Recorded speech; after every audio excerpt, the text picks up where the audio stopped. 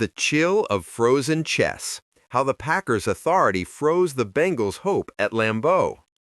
The roar of 78,277 people at Lambeau Field on the night of October 12 was not one of surprise, but of confirmation.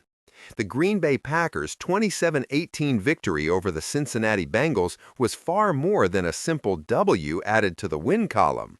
It was a masterclass in authority, control, and psychological warfare, a true game of chess played on a frozen turf board. The major analytical error was focusing on the recovery and redemption narrative of Joe Flacco in his Bengals debut. The truth, however, is that the Packers never allowed that narrative to take root, acting as the relentless master who stripped the game of its emotional factor.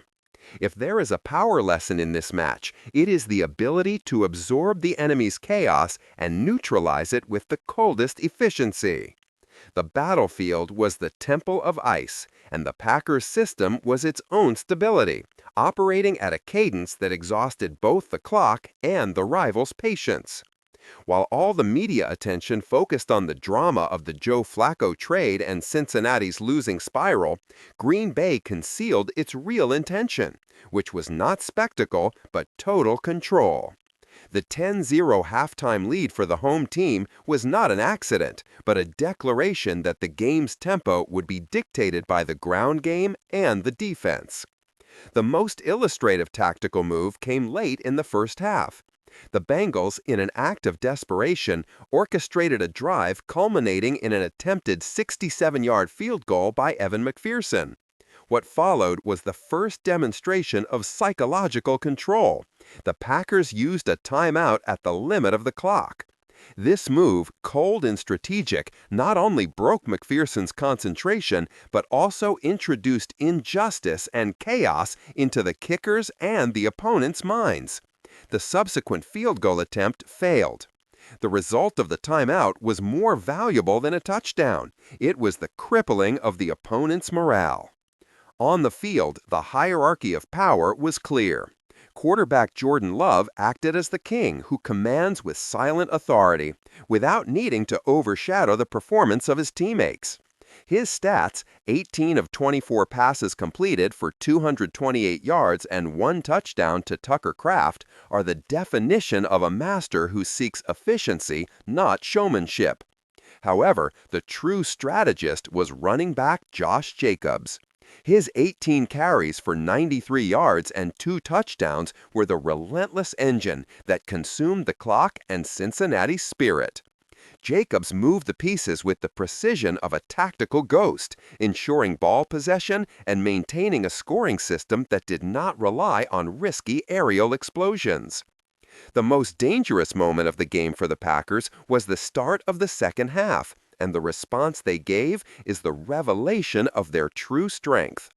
The Bengals, in an act of sheer will, mounted an epic drive, a ritual of possession lasting over 10 minutes and 17 plays, culminating in a Flacco to Tanner Hudson touchdown that narrowed the score to 10-7.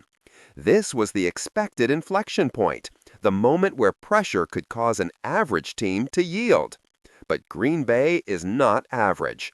Their response was the personification of Law 15, crush your enemy totally.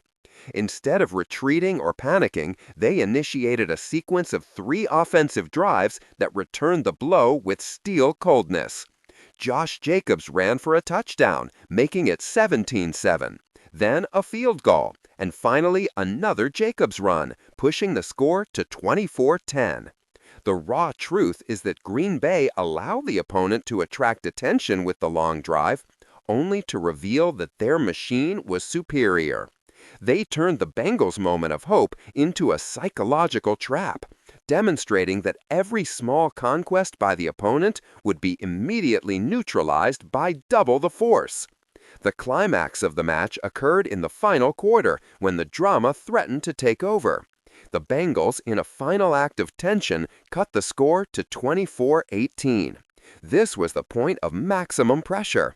But the Packers, acting as the unperturbed warrior, had the final strategy. Green Bay regained possession and orchestrated a clinical drive that did not seek the touchdown but the fatal depletion of the clock. Every move was calculated.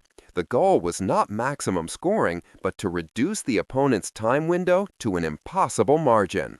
The drive culminated in the 39-yard field goal by recently acquired kicker Lucas Havrasik. That kick, which made the score 27-18, was not a finishing touch. It was a seal. It forced Cincinnati to need 2 possessions at the end of the game, an almost impossible feat to achieve in the remaining minutes. The dominance was confirmed in the final act. Evan McPherson, under the stress of the vanishing clock, attempted a 56-yard field goal in the hope of keeping a faint spark alive, and the kick was short. Green Bay had to do nothing more than take possession and run out the clock, concluding a victory based on overwhelming tactical and psychological superiority.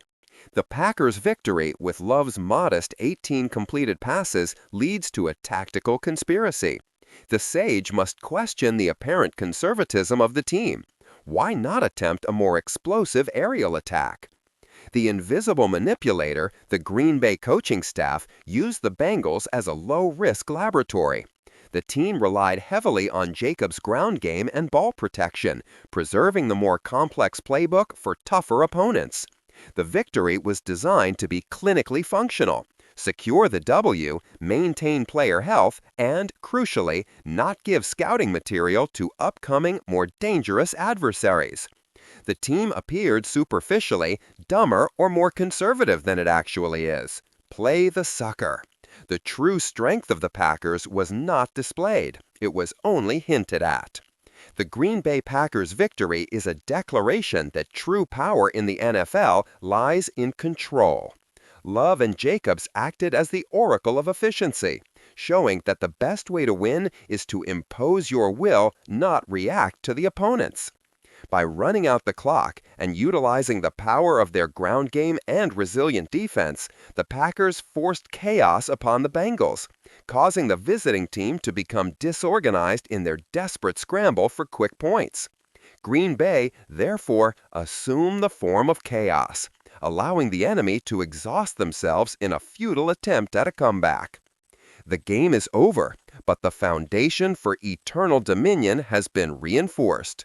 If you have grasped the mechanics of this victory, you are part of the circle of exclusivity that understands that Green Bay did not merely defeat the Bengals, but used their loss to validate their own power strategy. A team that seeks not the show, but total authority over time and the scoreboard.